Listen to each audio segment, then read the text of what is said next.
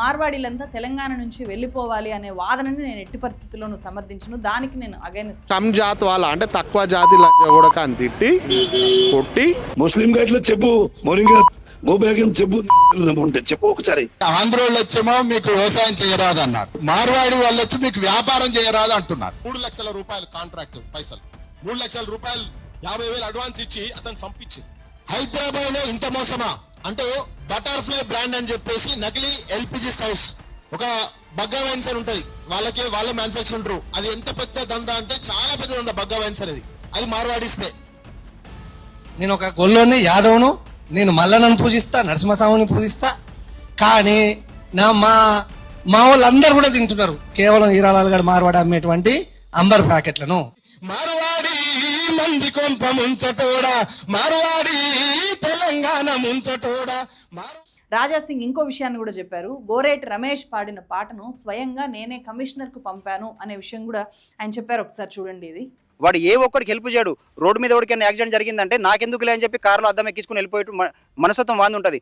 తెలంగాణ మనది ఏంటంటే ఎవడైనా జరగని రాబాయి మనోడని చెప్పి మనం కనీసం నీళ్ళు దాపుతాం కూర్చోబెట్టి. ఆ భూముల్ని కాపాడుకోవడానికి తెలంగాణ ఏతరులు తెలంగాణలో భూములు కొనకుండా ఒక చట్టం తేవాలని 1995 సూర్యాపేట డిక్లరేషన్ లో స్పష్టంగా మారోజు వీరన్న పేర్కొనడం జరిగింది. ఒక విశ్వకర్మ బిడ్డ. నేను మీకు కొన్ని సినిమా పేర్లు చూపిస్తాను, వాటిని ఒకసారి చూడండి. The Kashmir files, the Tashkent files, the vaccine war, the Delhi files, the Bengal files. So BJP కోసమే ఈ సినిమాలు తీసింది ఎవరు అని చెప్పి చూస్తే ప్రెస్ క్లబ్ లో మార్వాడీల తీరుకు వ్యతిరేకంగా జరిగిన రౌండ్ టేబుల్ సమావేశంలో బీజేపీ కార్యకర్తలు కూడా పాల్గొన్నారు. మేము కూడా మార్వాడీల బాధితులే అని చెప్పి వాళ్ళ ఆవేదన చెప్పారు. హైదరాబాద్ ఎల్బీ నగర్ చౌరాస్తాలో ఆగస్టు 19న జీహెచ్ఎంసీ కమిటీ పేరుతో తెలంగాణ వ్యాపారులు మార్వాడి వ్యాపారి హటావో, తెలంగాణ వ్యాపారి బచావో అనే భారీ ర్యాలీ చేశారు. ఇది ఇంకో తెలంగాణ ఉద్యమం అని పిలుపునిచ్చారు. నమస్తే ఫ్రెండ్స్, నా పేరు తులసి చందు. తెలంగాణలో మార్వాడీల మీద వ్యతిరేకత గో బ్యాక్ మార్వాడి అనే ఒక మూమెంట్ గా మారింది.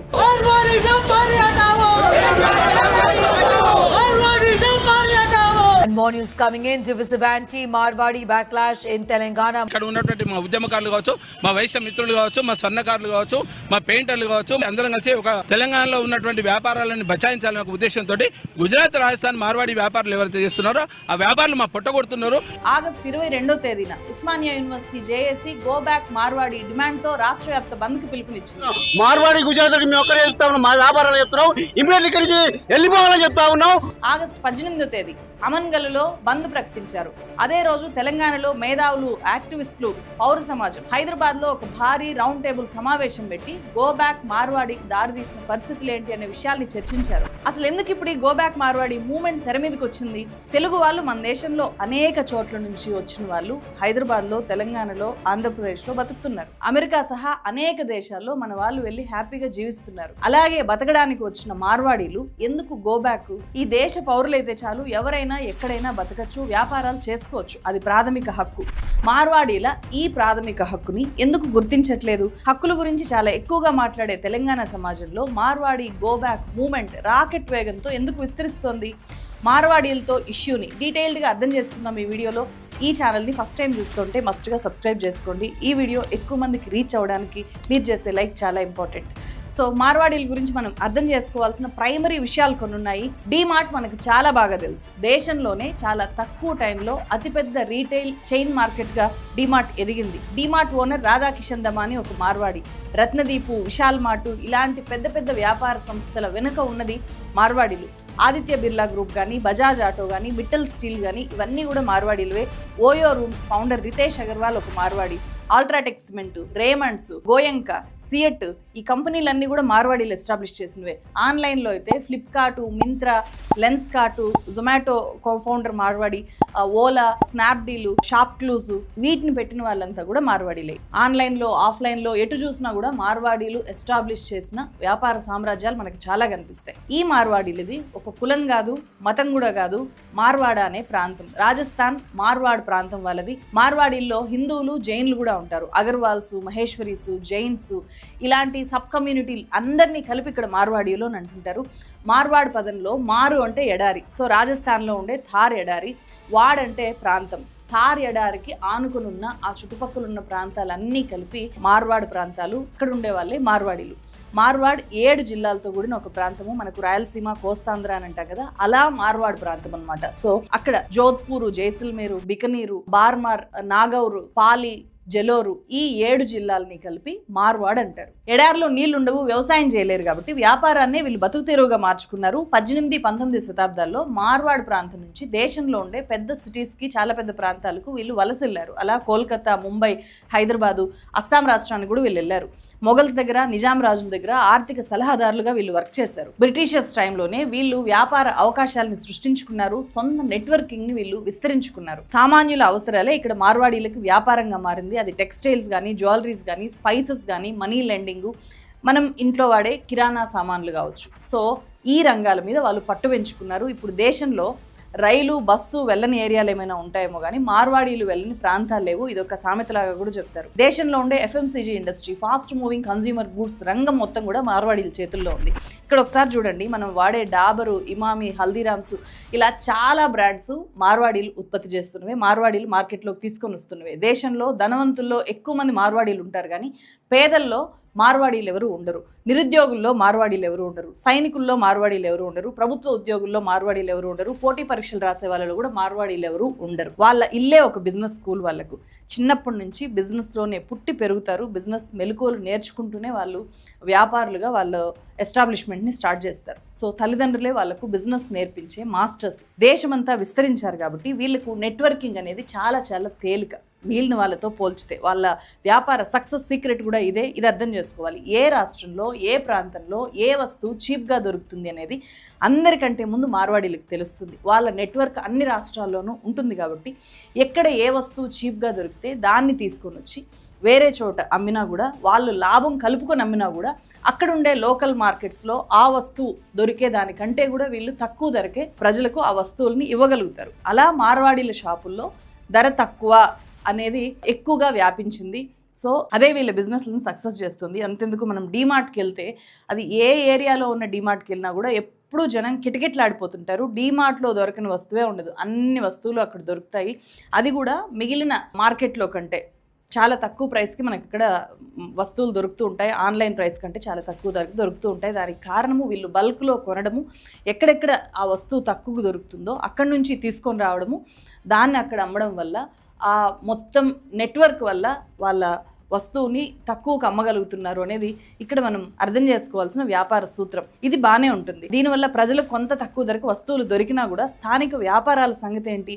ఒక్క డీమార్ట్ చుట్టూ ఎన్ని వ్యాపారాలు మూతబడి ఉంటాయి. అది చెప్పుల షాప్ కావచ్చు, బట్టల షాప్ కావచ్చు, స్టీల్ సామాన్లు అమ్ముకునే వాళ్ళు కావచ్చు, వాళ్ళందరి ఉపాధి కూడా ఒకే ఒక డీమార్ట్ కొట్టి పడేస్తూ ఉంటుంది. లక్షల మంది ఉపాధిని కోల్పోతారు. సో ఆ మేరకు లోకల్స్ అనేవాళ్ళు ఎఫెక్ట్ అవుతారు. ఒక డీమార్ట్ని నేను ఇక్కడ ముందుకు పెట్టి చెప్తున్నానని కాదు. ఒక మండల కేంద్రంలో ఉండే ఒక మార్వాడి దుకాణం వచ్చినా కూడా వాళ్ళ దగ్గర చాలా వస్తువులు దొరుకుతున్నప్పుడు పక్కనుండే షాపుల్లో కంటే వాళ్ళే ₹1 తక్కువకు అమ్ముతున్నప్పుడు మిగతా షాపుల కంటే కూడా వాళ్ళకు మాత్రమే వ్యాపారం జరుగుతుంది. ఆ మేరకు మిగతా వాళ్ళు నష్టపోతారు. ఇక్కడ ఘర్షణ అనేది వస్తుంది.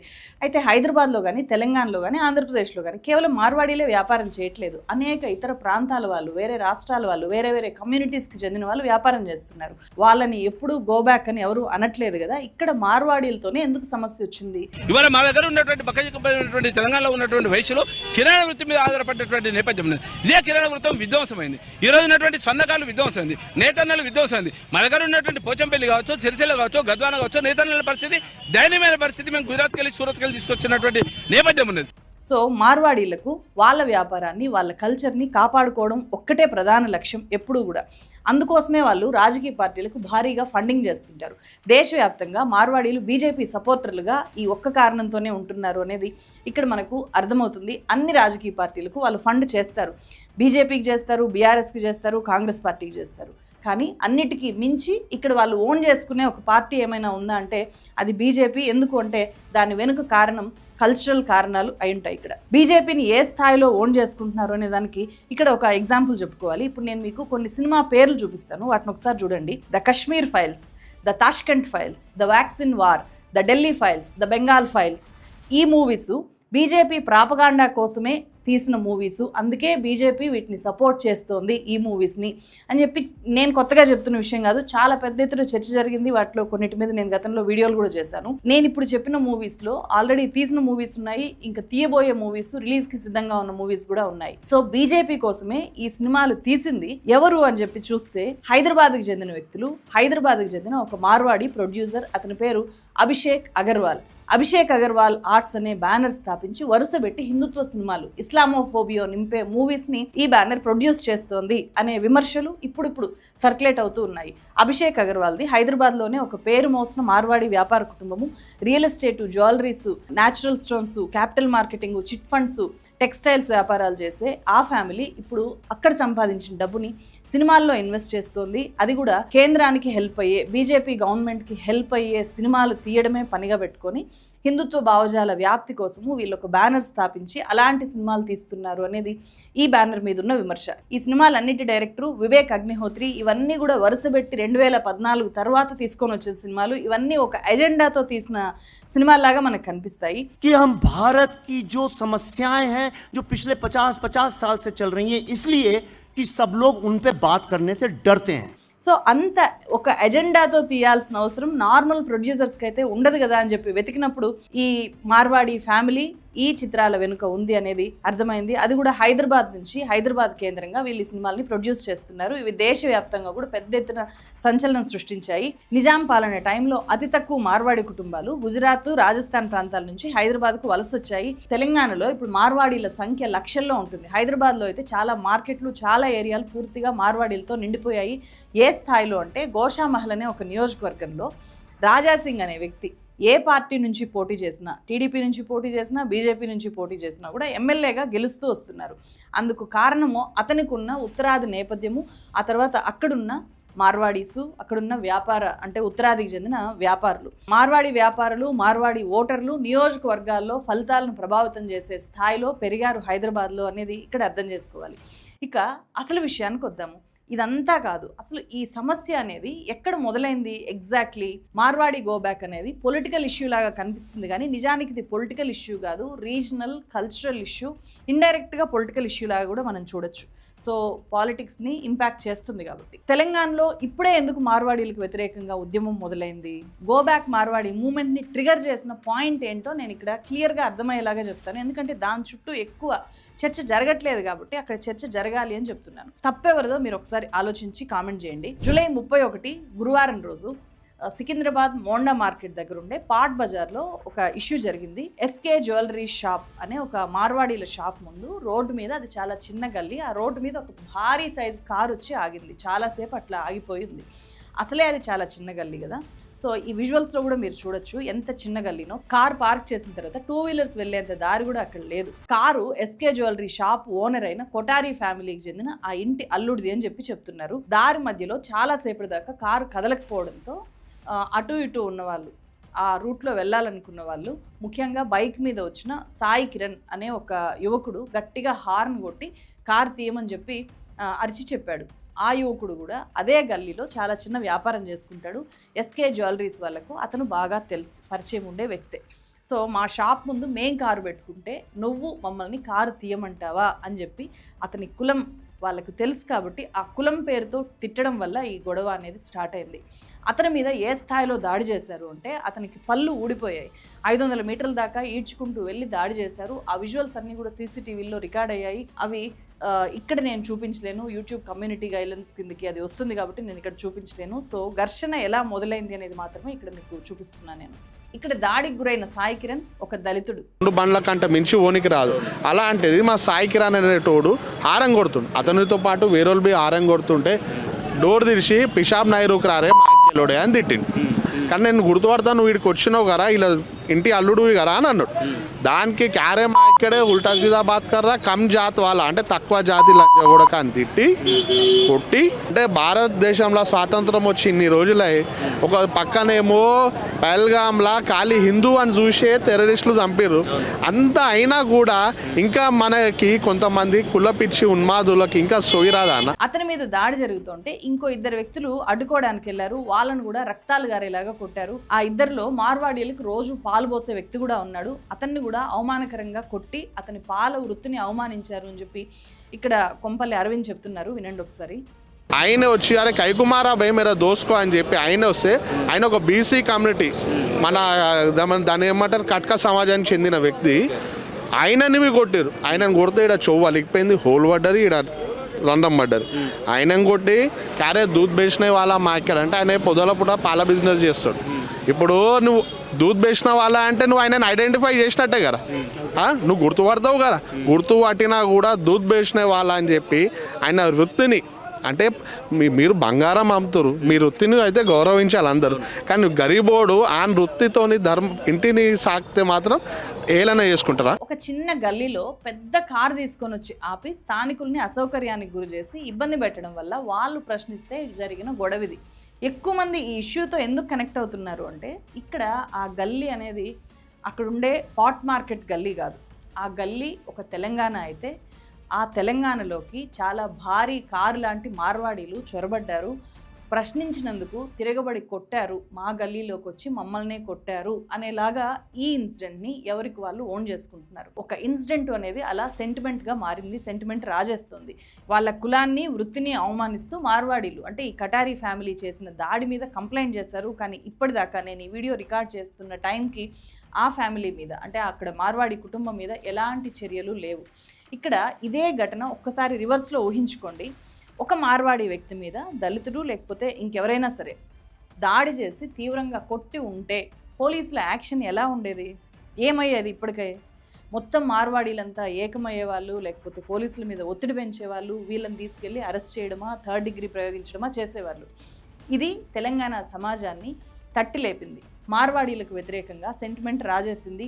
ఈ ఇష్యూని డైజెస్ట్ చేసుకోలేకపోయిన ఒక తెలంగాణ యాక్టివిస్ట్ కిషోర్ మార్వాడీల మొత్తం తీరుని ప్రశ్నిస్తూ ఒక పాట రాస్తే గోరేటి రమేష్ అనే గాయకుడు ఆ పాటను పాడారు. ఆ పాట ప్రోమో మాత్రమే రిలీజ్ చేశారు, జస్ట్ 30 సెకండ్స్ రిలీజ్ చేశారు. ఆ పాట విపరీతంగా వైరల్ అయింది. దాడి ఘటనలో మార్వాడీలను అరెస్ట్ చేయడానికి ధైర్యం కూడా చేయని తెలంగాణ పోలీసులు 30 సెకండ్ల పాట రిలీజ్ చేశారు అని చెప్పి ఆ పాట పాడిన ఈ గోరేటి రమేష్ను మఫ్టీలో వచ్చి నిర్బంధించి తీసుకెళ్లారు.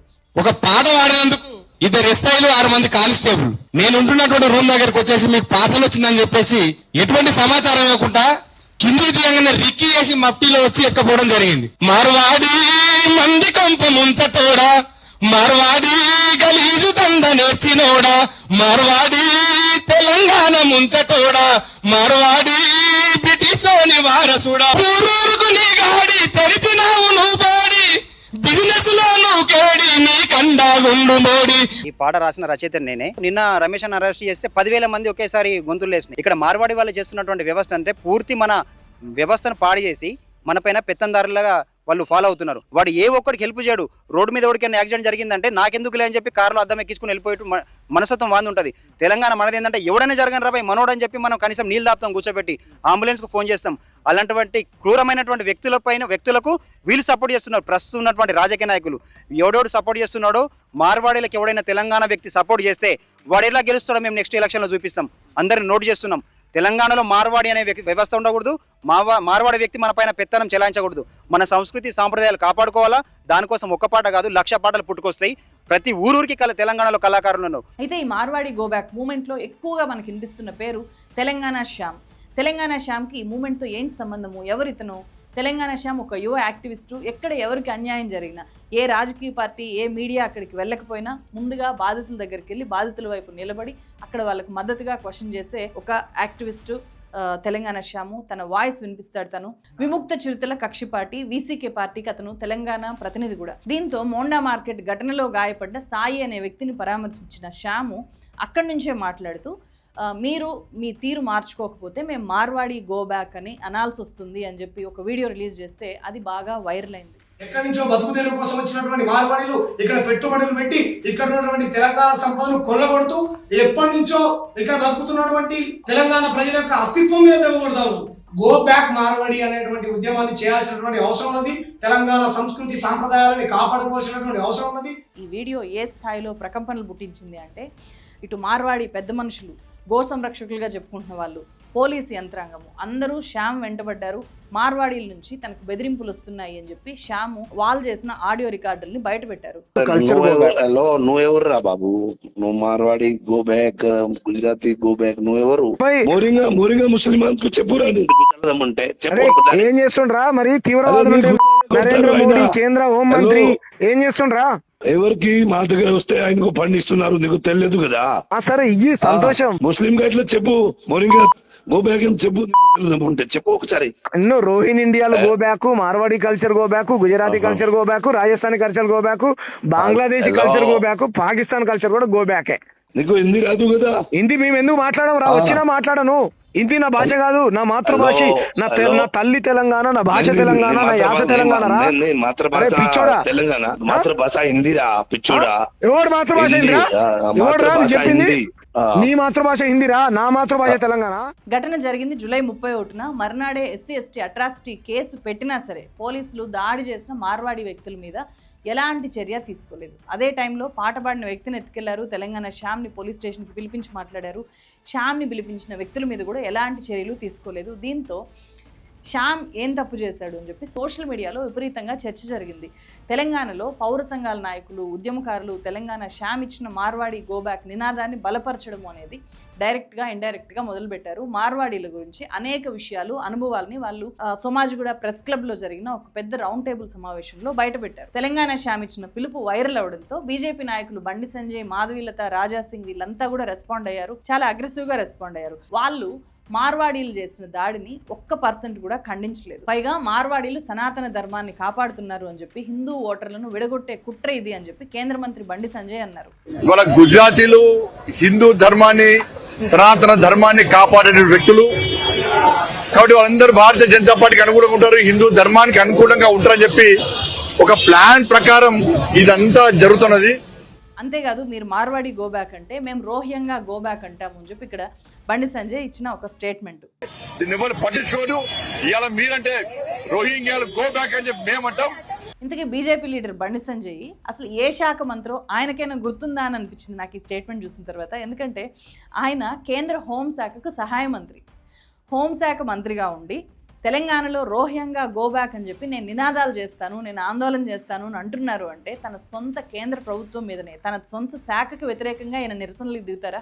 ఈ రోజు పురాణ బస్తీలో హిందువులు కూడా ధైర్యంగా ఉన్నారంటే వీళ్ళతో పార్టీ కలిసి పోరాడుతున్న మార్వాడీల వల్ల కూడా. ఇక్కడ మాధవీలత మార్వాడీలను సమర్థించడం వెనుక గోషామహల్లో ఆమె రాజాసింగ్ స్థానంలో బీజేపీ తరఫున పోటీ చేయాలి అని అనుకోవడమే కారణము అని చెప్పి స్వయంగా ఈ మూమెంట్ని బలపరుస్తున్న బీజేపీ మద్దతుదారులు అంటున్నారు. మా బీజేపీ నాయకురాలైన మాధవీలత గారు మార్వాడీల గురించి అంత ప్రేమ చూపిస్తున్నారు. రోజు పొద్దున్న లేసి ఆమె ప్రేమ చూపించడానికి గల కారణం నా వ్యక్తిగత కారణం అంటున్నాను. ఎక్కడ రాజాసింగ్ రాజీనామా చేస్తే నాకు ఎమ్మెల్యే టికెట్ ఇస్తే నాకు మార్వాడీలు సపోర్ట్ చేయాలి కాబట్టి నేను మాట్లాడుతున్నా అంటున్నామే. సో ఆమె రాజకీయ ఉద్దేశం ఉంది కాబట్టి, ఆమె పర్సనల్ అజెండా ఉంది కాబట్టి ఆమె ఇది మాట్లాడుతుంది. రాజాసింగ్ అయితే మేమున్నదే మార్వాడీల కోసము, మార్వాడీల దగ్గరికి, మార్వాడీల జోలికి ఎవరైనా వస్తే వాళ్ళ మీద కేసులు బుక్ చేసి జైల్లో పెడతాము అని అన్నారు. क्योंकि हम मारवाड़ी समाज की सेवा के लिए, रक्षा के लिए यहाँ पर बैठे हुए हैं. हम सबको जेल भेजेंगे जो मारवाड़ी समाज, राजस्थानी समाज, गुजराती समाज के खिलाफ में अगर कोई भी बात करेगा तो उसको 100% जेल जाना पड़ेगा. రాజాసింగ్ ఇంకో విషయాన్ని కూడా చెప్పారు. గోరేటి రమేష్ పాడిన పాటను స్వయంగా నేనే కమిషనర్కు పంపాను అనే విషయం కూడా ఆయన చెప్పారు. ఒకసారి చూడండి ఇది. लेकिन कमिश्नर जी का धन्यवाद. जैसे ही हमने कमिश्नर जी को इस गाने के बारे में बताया, वो लिंक भेजा, कमिश्नर साहब ने उस व्यक्ति के ऊपर कार्रवाई की और उस व्यक्ति को अरेस्ट किया जो व्यक्ति मारवाड़ी समाज के ऊपर गाना बनाया था.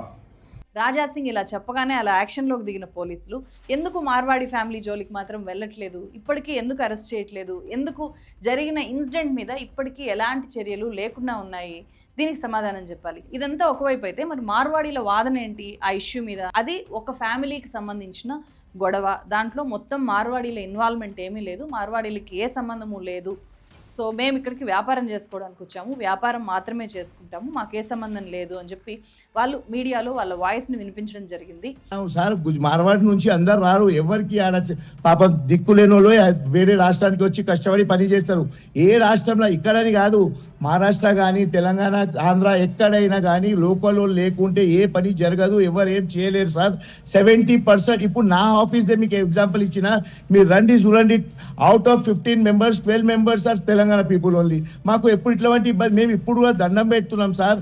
సార్ అంటుండు ఎంసీఏ ఇట్లా పని చేయలేదు సార్, మా వృత్తి బిజినెస్ వృత్తి సార్, మా గొడవ చేసేది వృత్తియే కాదు సార్. మేము మళ్ళా రిక్వెస్ట్ చేస్తున్నాం, మేము అన్న ఏం కావాలి సార్, ఏం కావాలని అడిగేటోళ్ళము. మేము ఎందుకు పేరు మీద జాతి మీద మాట్లాడతాం, మాకు అవసరమే లేదు సార్. మాకు పాలిటికల్ ఇప్పుడు ఇందాక ప్రాంతం కూడా మాట్లాడుకొచ్చారు మీరు, అది తప్పేమో నేను ఎగ్జాంపుల్ ఇచ్చిన సార్. మీడియా చర్చల్లోనే మార్వాడి పెద్ద మనుషులు కొంతమంది మాట్లాడినప్పుడు తెలంగాణ ప్రజల్ని అవమానించేలాగా వాళ్ళు బహిరంగంగా మీడియా ముఖంగానే మాట్లాడారు. తెలంగాణ వాళ్ళు తాగి పడుకుంటారు అని చెప్పి, పని చేత కాదు అని చెప్పి, ఇలాంటి మాటలు మాట్లాడారు. గుజరాత్ మార్వాడ్ సమాజ్ సంబంధించినటువంటి జిగ్నేష్ దోషి అంట, ఆయన మాటలు ఒక్కసారి తన మాటలో వినండి. ఇప్పుడు జస్ట్ ఆయన మొత్తం మార్వాడ్ అని గుజరాత్ రెండు సమాజాలకు ఆయన అధ్యక్షుడు చెప్పి మాట్లాడిండు, ఒక్కసారి వినాలి అందరూ. స్థానికులకు ఉపాధి కల్పించండి, స్థానికులకు అవకాశం కల్పించండి. సో మీరు నిర్వహించిన సంస్థలు ఎంతమంది స్థానికులు ఉన్నారు? ఇప్పుడు గుజరాతీ మార్వాడి పొద్దున 6 o'clock లేచి దుకాణం ఇస్తారు, 7 o'clock వరకు పూజ చేసుకొని కూర్చుంటారు. ఇక్కడ మన వాళ్ళకు 1000 రూపాయలు ఈ 2000 వస్తే తాగి వండుకుంటారు. చాలా ఆశ్చర్యంగా ఉంటది. తెలంగాణ వాళ్ళను చూస్తే బయట నుంచి వచ్చిన వాళ్లకు ఏం అభిప్రాయం ఉంటుందో నాకు తెలియదు, కానీ చాలా చులకన అభిప్రాయం ఉంటుందని మాత్రం మనకు అర్థమవుతుంది. ఆ చులకన అభిప్రాయంలో భాగంగా వాళ్ళు మాట్లాడుతున్నది ఏంటిది అని అంటే, ఆంధ్రోళ్ళు వచ్చేమో మీకు వ్యవసాయం చేయరాదు అన్నారు, మార్వాడి వాళ్ళు వచ్చి మీకు వ్యాపారం చేయరాదు అంటున్నారు. మీకు వ్యాపారం చేయరాదు అనే మాట గట్టిగా మాట్లాడుతూ ఇంకో మాట ఏమన్నారంటే, ఆ సీక్రెట్స్ ఏంటియో మాకే తెలుస్తాయో మీకు తెలియదు అన్నాడు. అంటే సీక్రెట్స్ తోని వ్యాపారం చేస్తున్నాం అనే విషయం కూడా వాళ్ళు చాలా స్పష్టంగా చెప్పారు. ఇంకా మాట్లాడితే ఉన్నారంటే మీకేం పని కూడా చేత కాదన్నారు, తాగి పండుకుంటారనే మాట కూడా వాడారు. వాళ్ళ వెనక ఇంకొక శక్తి కూడా ఏంది, ఇంత బలం ఎక్కడి నుంచి వస్తుంది అని అంటే, ఆ గౌరక్షణ సమితి ఆయన చెప్పాడు, మేము ఫండ్స్ ఇస్తాం, మమ్మల్ని ఎవడు ఏం చేయలేడు అన్నాడు. ఫండ్స్ ఎవరికి ఇస్తారు అని అంటే అన్ని పొలిటికల్ పార్టీలకు ఇస్తారు.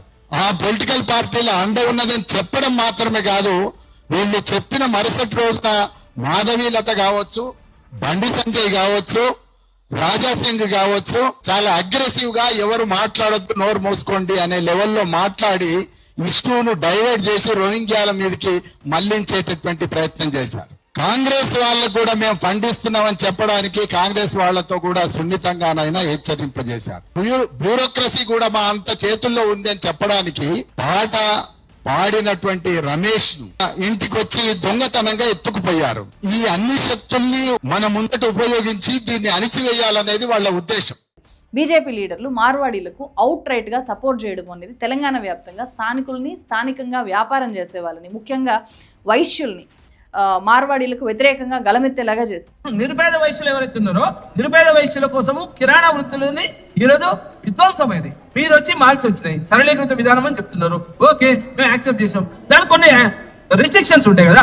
ఏ గ్రామంలో పోవాలి, 5 లక్షల జనాభా, 10 లక్షల జనాభా, ఎక్కడ పడితే అక్కడ పెట్టుకోవాలని చెప్పలేదు. ఊరు ఎక్కడ పడితే అక్కడ గురుకోమని చెప్పలేదు. గతంలో 69 తెలంగాణ ఉద్యమంలో కూడా తెలంగాణ గవర్నమెంట్ బోర్డర్ ఉండే, ల్యాండ్స్ కూడా ఒక సీలింగ్ యాక్ట్ ఉండే. మా యువత మొత్తం ఇవాళ పల్లెలు వదిలిపెట్టి పట్టణాలకు వచ్చేటువంటి పరిస్థితి వచ్చింది. బలవంతంగా మీ కల్చర్ రుద్దుతున్నారు. డెఫినెట్ గా ఈ ఉద్యమం ఆగదు. తెలంగాణలో ఉన్నటువంటి వైశ్య సమాజం మొత్తం కూడా నిరుపేద వైశ్యులు ఉన్నారు. వైశ్య సమాజం కోసం వైశ్య వికాస వేదిక పనిచేస్తుంది. దాంట్లో ఎలాంటి అనుమానం లేదు. ఆ వృత్తులను దెబ్బతీస్తున్నారు. ప్రెస్ క్లబ్ లో మార్వాడీల తీరుకు వ్యతిరేకంగా జరిగిన రౌండ్ టేబుల్ సమావేశంలో బీజేపీ కార్యకర్తలు కూడా పాల్గొన్నారు. మేము కూడా మార్వాడీల బాధితులే అని చెప్పి వాళ్ళ ఆవేదన చెప్పారు. ఆర్యవైశ్య చైతన్య పోరాట సమితి అనేటువంటి సంస్థకు జాతీయ అధ్యక్షుడిగా ఉన్నాను నేను. RSS, బీజేపీ ఇలా మా పార్టీ మమ్మల్ని వ్యతిరేకంగా మాట్లాడుతుంది. నా పేరు ఉప్పల విజయ్, నేను బీజేపీ నాయకుడిని.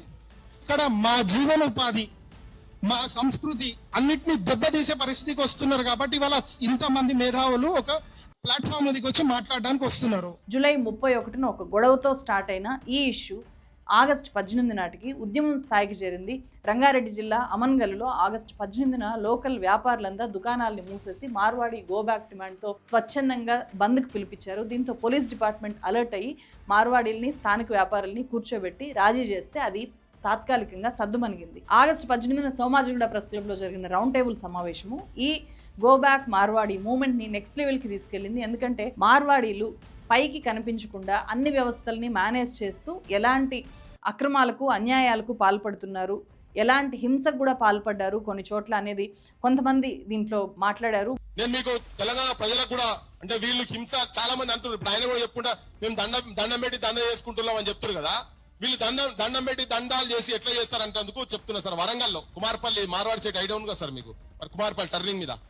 అయితే అక్కడ 90s లో ఎర్లీ 90s లో ఈ మార్వాడి ఆయన ఎప్పుడో వచ్చింది, ఎప్పుడో వచ్చి అక్కడ బిజినెస్ చేస్తా ఉంటే దాని ఆ షాప్ కి ఎదురుగా మంచిర్యాలకి వెళ్ళి ఒక కోట అక్కడ సుట్టప్పులు అక్కడ ఇచ్చిన బిడ్డలు ఇచ్చిన చుట్టాలు ఎవరెవరు ఉంటే అక్కడికి వచ్చి ఒక షాప్ పెట్టిండు, ఆయిల్ షాప్. అనుకోకుండా ఆ షాప్ కొద్దిగా మంచి నడుస్తున్నది. నడిస్తే లోకల్లోనే రెచ్చగొట్టిండు. లోకల్ అరే వీడియో కూడా మంచిర్యాలకి వెళ్ళి కోట వచ్చి ఇక్కడ దందా చేస్తున్నాయి. ఈడ రాజస్థాన్కి వెళ్ళి వచ్చింది తను. వచ్చి ఆయనే అరే మన దగ్గర ఆడెట్లా దందా పెడతారా అని 3 లక్షల రూపాయలు కాంట్రాక్ట్ పైసలు, 3 లక్షల రూపాయలు 50,000 అడ్వాన్స్ ఇచ్చి అతను సంపించింది. వీళ్ళు సుఖం పుసలు లెక్క మాట్లాడుతున్నారు కనుక చెప్తున్నాను నేను ఈ సంఘటన చెప్తున్నా.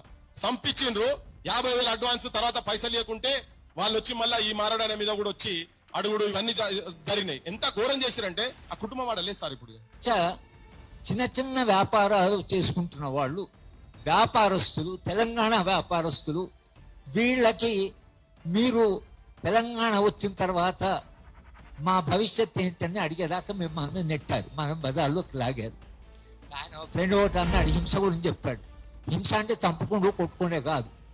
మన వ్యాపారం కూలిపోయింది అనుకోండి, మన వ్యాపారం దుకాణం మూసిపోయింది అనుకోండి, మనం అనుభవించే కష్టం, మన రోజు మన ఎట్లా రేపు పొద్దున ఎట్లా నిద్ర లేని రాత్రి, పిల్లల చదివెట్లా అనేది అది కూడా హింసని. మార్వాడీలతో తెలంగాణ ఫేస్ చేస్తున్న అనేక రకాల సమస్యల్ని ఈ కార్యక్రమంలో మాట్లాడిన వాళ్ళు బయటపెట్టారు. 10 రూపాయల వస్తువుని 7 రూపాయలకి 8 రూపాయలకు కూడా అమ్మి ఆ ఎదుటి ఎవరైతే షాప్ పెట్టిరో వాడికి లాభం మిగిల్చకుండా నష్టం కనిపించేలాగా ఎన్ని నెలలైనా భరిస్తారు. ఇది నిజంగా జరిగింది. మేము ఏదైనా హార్డ్వేర్ షాప్కి వెళ్ళి ఓ ప్లైవుడ్ మెటీరియల్ తీసుకుంటే వాడు ఏదో జిఎస్టీ అనే పేరు చెప్తాడు. జిఎస్టీ కట్టకుండా దొంగతనంగా దందాలు చేసేటువంటి ఈ వ్యవస్థ జరుగుతూ ఉన్నది. నేను ఒక గొల్లోని యాదవ్ను, నేను మల్లన్నను పూజిస్తా, నరసింహస్వామిని పూజిస్తా. కానీ మా వాళ్ళందరూ కూడా తింటున్నారు కేవలం హీరాలాల్ గడ్ మార్వాడ అమ్మేటువంటి అంబర్ ప్యాకెట్లను. హిందువులే ఎక్కువ తింటున్నారు. మరి ఇంతమంది హిందువులను పొట్టగొడితే ఇంతమంది ఓటు కూడా వేయడానికి కూడా చేస్తానంటే రేపు హిందువులు ఎవరు కాపాడుకోవాలి? మనల్ని కాపాడుకోవాలంటే ఈ మార్వాడిని గో బ్యాక్ చేయాల్సిందే. తర్వాత ఇప్పుడు నార్త్ నుంచి కోటా కాలేజ్ అని చెప్పేసి ఒక్కొక్క ఇన్స్టిట్యూట్కు అంటే ఒక్కొక్క విద్యార్థికి 7 లక్షల నుంచి 8 లక్షల ఫీజు తీసుకుంటున్నారు. నీట్ గ్యారంటీ ప్రోగ్రామ్ అది. అల్లగా జైన్ అయితే నీట్ వస్తుందట. ఎంత అద్భుతమైన స్కామ్ అంటే అది. ఇప్పుడు పోయినసారి వెల్లాసిటీ అని ఒక కాలేజీ పెట్టి నాశనం చేసినటువంటి గ్రూపే ఈరోజు కోటా అని ఒక కాలేజీని తీసుకొచ్చారు. అది రాజస్థాన్. ఇన్నాళ్ళు ఎడ్యుకేషన్లో లేకపోతే ఎడ్యుకేషన్లో ఇచ్చారు విడిగా ఫిజిక్స్ వాళ్ళ అనే ఒక ఎడ్యుకేషన్ వచ్చింది. అది నార్త్ నుంచి దిగుమటే. రెసిలెన్స్ అని ఒకటి వచ్చింది, అది నార్త్ నుంచే. ఇక వివిధ రకాలుగా ఏ విధంగా అంటే ఆ విధంగా ఫ్లై అకాడమీ అని ఒకటి పెట్టిరు. అసలు fly aviation college Telangana permission లేవు. ఇవన్నీ కూడా ఢిల్లీ బేస్తో మార్వడలే.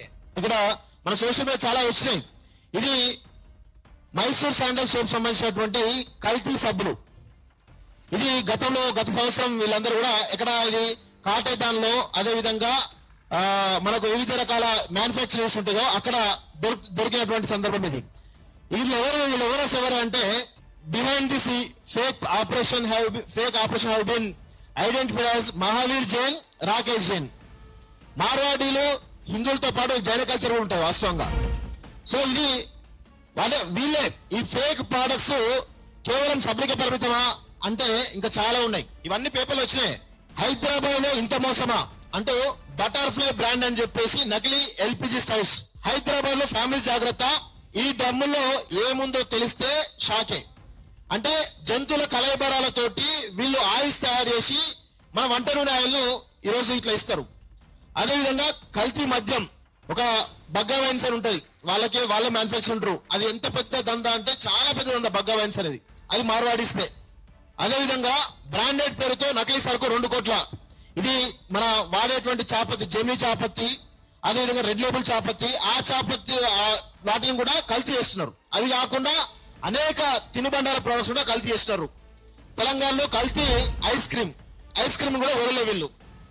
అదేవిధంగా మురుగునీటితో కూల్ డ్రింక్స్, మురుగునితో కూల్ డ్రింక్స్, కుళ్ళిపోయిన అల్లం వెల్లుల్లి పేస్ట్.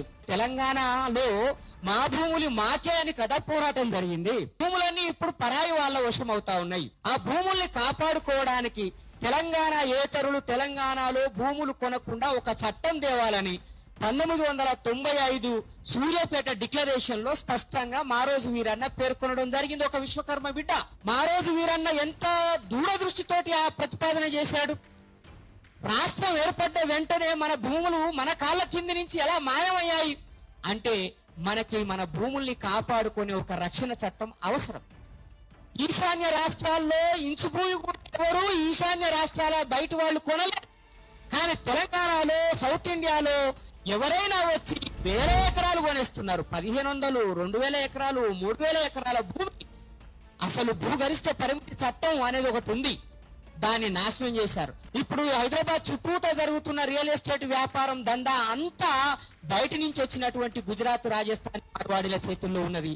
మన తెలుగు వాళ్ళు రెడ్డోళ్ళైనా, వెలుమోళ్ళైనా, కమ్మోళ్ళైనా, బీసీలైనా, ఎస్సీలైనా వాళ్ళతో రియల్ ఎస్టేట్ దందాలు నిలబడలేని పరిస్థితి ఉంది. అంటే ఎక్కడైనా బిజినెస్ చేసుకోవచ్చు అనే నరేషన్ వాళ్ళు చేస్తున్నారు. ఎక్కడైనా చేసుకోవాలి కానీ ఎక్కడైనా ముంచాలి అనేది మాత్రం ఎక్కడ లేదు. తెలంగాణ ఆత్మగౌరవాన్ని తెలంగాణ ఉద్యమంలో ఆంధ్రలో దెబ్బ కొట్టినట్టు తెలంగాణలో పని శాత కాదు, తెలంగాణలో పొద్దుగాల లేవరు, తెలంగాణలో మాట్లాడడం శాత కాదు, తాగుబోతులు తెలంగాణోళ్ళు అని చెప్పి ఆంధ్రోళ్ళు ఇప్పటిదాకా అంటే ఇప్పుడు మార్వాడోళ్ళు అదే వాయిస్ అందుకుంటున్నారు. చెప్పాలి, సమాధానం చెప్పాలి. పాలకులు కూడా తెలంగాణ బిడ్డల ఆత్మగౌరవం గురించి మాట్లాడాల్సినటువంటి అవసరం ఉన్నది. తెలంగాణని 60 ఏళ్ల పాటు నిండా ముంచినటువంటి వాళ్ళే నీతులు చెప్పిళ్ళు. లగడపాటి రాజగోపాల్లు, రాయపాటి సాంబశివరావులు, టీజీ వెంకటేష్లు. ఇవాళ ఈ మార్వాడి వెంకటేష్లు తలుగుతున్నారు మనకి. ఇలాంటి వీడియోలు సర్క్యులేట్ అవడంతో ఉస్మానియా విద్యార్థులు మార్వాడి గోబ్యాక్ మూవ్మెంట్లోకి వచ్చారు. ఓయూజేఏసీ ఆగస్టు 22వ తేదీన తెలంగాణ వ్యాప్తంగా బంద్కు పిలుపునిచ్చింది. ఈ ఇష్యూ ఇప్పుడు మోండా మార్కెట్ గల్లీని దాటి అమన్గల్ పట్టణాన్ని మించి తెలంగాణ రాష్ట్రం అంతా పాకింది అనేదైతే ఇక్కడ అర్థమవుతుంది. మార్వాడీలు ఇక్కడ నుంచి మొత్తం వెళ్ళిపోవాలి అనడం మాత్రం రాజ్యాంగ విరుద్ధం. దాన్ని ఎవరు కూడా యాక్సెప్ట్ చేయరు. సో వాళ్ళకి ఇక్కడ వ్యాపారాలు చేసే హక్కు 100కు 100% ఉంటుంది. మరి తెలంగాణలో వాళ్ళ వల్ల క్రియేట్ అయిన సమస్య కూడా వాస్తవం కదా, దాన్ని ఎలా ఇగ్నోర్ చేయాలి? అలాంటప్పుడు ఏం చేయాలి? 1990sలో ఒరిస్సాలో, అంతకంటే ముందు బెంగాల్లో మార్వాడీ వ్యాపారుల వల్ల మార్వాడీ వ్యాపారులకు వ్యతిరేకంగా అక్కడ ఉండే లోకల్స్ నిరసనలు వ్యక్తం చేశారు. అస్సాంలో కూడా ఇలాంటి ఆందోళనలు జరిగాయి. కర్ణాటకలో కూడా కొన్ని చోట్ల జరిగాయి. ఆంధ్రప్రదేశ్లో కూడా లోకల్ వ్యాపారులు మార్వాడీలకు వ్యతిరేకంగా గో బ్యాక్ మార్వాడీ నినాదాలను వినిపించారు. కానీ అవి ఇప్పుడు జరుగుతున్నంత పెద్ద ఎత్తున చర్చలోకి రాలేదు. నంద్యాల పట్టణం నాగులకుంట రోడ్ సాయిబాబా దేవాలయం సమీపంలోని మున్సిపల్ కాంప్లెక్స్ నందు స్థానికులకు కేటాయించి దుకాణాన్ని వారి నుండి రాజస్థాన్ మార్వాడీలు అక్రమంగా అధిక బాడుగకు తీసుకుని హోల్సేల్ సెల్ ఫోన్ షాప్ ను ఏర్పాటు చేశారని, వీరి వ్యాపారాల వల్ల దాదాపుగా 200 మంది మొబైల్ షాప్ల కుటుంబాల జీవనం కోల్పోవడం జరుగుతుందని, తమ కడుపులు కొట్టవద్దని నంద్యాల జిల్లా మొబైల్ అసోసియేషన్ అధ్యక్షుడు విష్ణు ఆధ్వర్యంలో పెద్ద ఎత్తున మొబైల్ షాప్ వ్యాపారస్తుల ఆందోళన చేపట్టారు. ఈ సమస్యకు ఇన్స్టెంట్ పరిష్కారం అయితే లేదు. సౌత్ ఇండియాలో ఆంధ్రప్రదేశ్లో, తెలంగాణలో, కర్ణాటకలో, ఈ రాష్ట్రాల్లో ఉన్నట్టు తమిళనాడులో మార్వాడీల సమస్య పెద్దగా లేదు. అందుకు కారణం ఏంటి అనేది తెలంగాణ జర్నలిస్టు, యాక్టివిస్ట్ విఠల్ చెప్తున్నారు. వినండి ఒకసారి. ఈ తమిళనాడులోకి మార్వాడీలను మేము రానిచ్చేది లేదు. మా నాడార్ కమ్యూనిటీకి అత్యధికంగా చదువులు లేవు, మేము వ్యాపారం చేసి బతకాల్సిందే అని చెప్పి ఇందిరాగాంధీ గారికి సపరేట్ రిక్వెస్ట్ పెట్టి నాడార్ కమ్యూనిటీకి ఆ రోజే రాష్ట్ర ప్రభుత్వం నుంచి, కేంద్ర ప్రభుత్వం నుంచి ప్రత్యేకంగా చిన్న తరహా వ్యాపారస్తుల కోసం కామరాజు నాడార్ గారు బ్యాంకుల నుంచి ప్రత్యేక లోన్లు తీసుకొని అక్కడ నాడార్ కమ్యూనిటీని కాపాడుకున్నాడు. మార్వాడీల ఎదుగుదలకు ప్రధానమైన కారణము వాళ్లకు పెట్టుబడి అనేది చాలా ఈజీ. పెట్టుబడికి సొంతంగా ఎవరైనా వ్యాపారం చేయాలి అంటే వాళ్ళకు ఈజీగా రుణం దొరుకుతుంది, వడ్డీ లేకుండా కూడా రుణం దొరుకుతుంది. వాళ్ళకున్న నెట్వర్క్ ఆ స్థాయిలో ఉంది. వాళ్ళకు కావాల్సిన సరుకు చాలా తేలిగ్గా దొరుకుతుంది, తక్కువ ధరకే దొరుకుతుంది.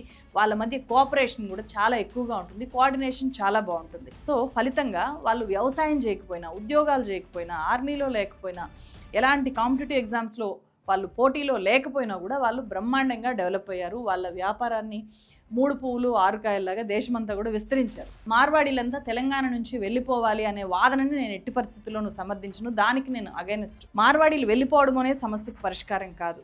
కానీ మార్వాడీలతో పాటే ఇక్కడున్న వాళ్ళు కూడా ఎదగడము, వాళ్ళు లోకల్గా ఉండే వాళ్ళని తొక్కేయకుండా ఉండడము అనేది ఇక్కడ మనకు కావాల్సిన పరిష్కారము. ఆ దిశగా గవర్నమెంట్ ఏం చేస్తుంది, లేకపోతే ఇప్పుడు గో బ్యాక్ మార్వాడి అంటున్న వాళ్ళు ఏమైనా చర్చలు చేస్తారా, ట్రేడ్ యూనియన్స్ ఏమైనా ఈ ఇష్యూలోకి వస్తాయా, మార్వాడీలు ఏమైనా కూర్చొని వాళ్ళ మైండ్ సెట్ మార్చుకోవడానికి ఏమైనా ట్రై చేస్తారా? ఎందుకంటే ఒరిస్సాలో మార్వాడీలకు వ్యతిరేకంగా మూమెంట్ జరిగినప్పుడు వాళ్ళు లోకల్ లాంగ్వేజ్ నేర్చుకోవాలి అనే ఒక స్టాండ్ తీసుకున్నారు అని చెప్పి నేను విన్నాను. సో అలాంటి స్టాండ్ తెలంగాణకు సంబంధించి ఇప్పుడు దాకా ఇంతమంది ఇన్ని ఏరియాస్కి వచ్చారు, ఇంకా కొత్తగా మళ్ళీ వీళ్ళు వ్యాపారాన్ని విస్తరించకుండా ఆపడానికి ఎలాంటి చర్యలైనా తీసుకుంటారనేది చూడాలి. ఇక్కడ ఈ ఓవరాల్ ఇష్యూ మీద మీకేమనిపించింది కామెంట్ చేయండి. మరో వీడియోతో మళ్ళీ కలుస్తాను. Thank you so much.